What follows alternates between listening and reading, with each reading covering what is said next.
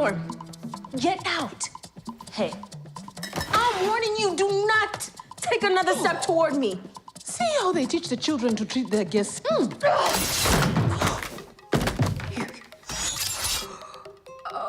this spear in here. Who brought a spear in here? I like her. Little scene from the latest Marvel movie, Black Panther: Wakanda Forever. It's a sequel some fans thought they would never see after the sudden and very untimely death of the original Black Panther, the star Chadwick Boseman. But Marvel pressed ahead without Boseman, and now that sequel is out in theaters across Canada starting tonight and into tomorrow. But because tomorrow's Remembrance Day, we get an early look at this with Eli. There's a big good morning, number one, and thanks for being here, because I'm anxious to hear from you on this movie, because the question for so many fans, how do you make a movie without its namesake character and such a strong presence in Chadwick Boseman? And it seems you have art imitate life, Eli. Exactly. The movie begins with this shocking illness, claiming the character T'Challa. And I think this was a gift. This was a gift of Ryan Coogler and his co-writer to give the cast, to give people who had become close friends of Boseman a way to do something that they were denied in real life. They didn't get a chance to say goodbye because his battle with colon cancer was such a secret and such a shock. And so in the movie, well, here we're looking at the beautiful funeral as the nation of Wakanda, in confusion and grief, gathers itself to give Black Panther this solemn, beautiful send-off, the coffin ascending into the sky, the royal family dressed in white. Now, the world moves on, but the members of T'Challa's family, time has kind of stood still, especially Angela Bassett, reigning supreme as the distraught queen of Wakanda, still vibrating with fury at what happened. Take a look. I am queen of the most powerful nation in the world, and my entire family is gone. Have I not given everything? There you go. But soon she has distractions aplenty after the events of the first film and Endgame. Wakanda is a hidden nation no longer, and its source of wealth and weaponry, vibranium, is now kind of inspiring a new gold rush, which brings a new player into the game. The kingdom of Talokan, led by Namor. Now, in the comics, there he is, the classic Marvel villain. Big shoulders, triangle-shaped head, Speedo, wings on his feet, shouts things like Imperious Rex. That's the comics. But it's 2022, and director Ryan Coogler had something else in mind. This is how Namor, or Namor, sounds as he steps out of the water onto the shores of Wakanda in front of a very surprised queen. This place is amazing. The air is pristine. And the water. My mother told stories about a place like this.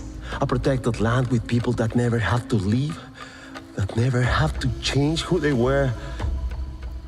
What reason do you have to reveal your secret to the world? I am not a woman who enjoys repeating herself. Who are you? He is Namor, and just like Wakanda was this Afro-futuristic amalgam inspired by many cultures, Namor, for Coogler, he wanted to move away from Atlantis. Namor is the leader of the kingdom of Talokan, inspired by Mayan civilizations and myths. The water breathers live in an undersea kingdom, but the Mesoamerican references help us move on from the kind of classic Greco-Roman Atlantis visuals. Now, Namor is played very effectively by Tenoch Huerta, a Mexican actor, and unlike the shouting king of the comics, he's quiet and confident. But as you can see, make no mistake, under his beautiful Mayan garb, there are fathoms of resentment waiting to surface, Heather. Fathoms of resentment. Listen, that has certainly whet our appetites to see this, Eli. As we look at the scenes, too, that you're showing us, obviously there's a lot of spectacle to this, but what about a soul? Is it all there?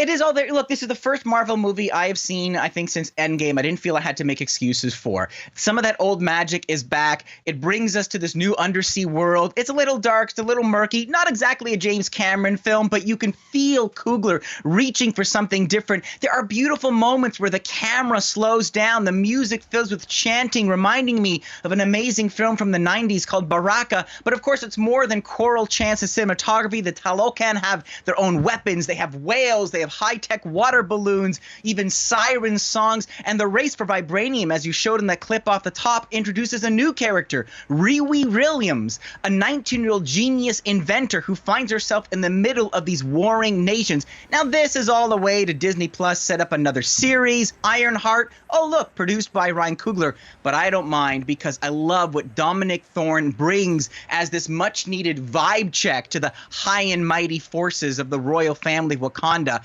But at the end of the day, I think what really made Black Panther, the 2018 film special, it wasn't just the action, which was great. It was Michael B. Jordan as Killmonger, one of the most vital villains in Marvel's cinematic history. But he's gone, so the focus shifts to Shuri, the little sister of T'Challa. In a command performance, Letitia Wright gives us a woman consumed by guilt and grief. She wants to help her nation. There she is. But she also wants the world to burn. Here is Winston Duke, back as a somewhat matured M'Baku, counseling her against giving in to her demons. They don't call him general or king. They call him Kukulkan, the feather serpent god. Killing him will risk eternal war.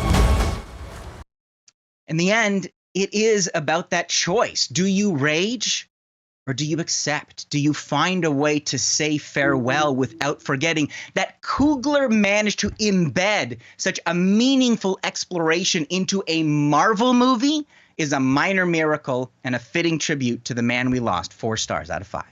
Nice. Nice. Eli, thank you. Really appreciate the early visit. 4 of 5 is Eli Glasner.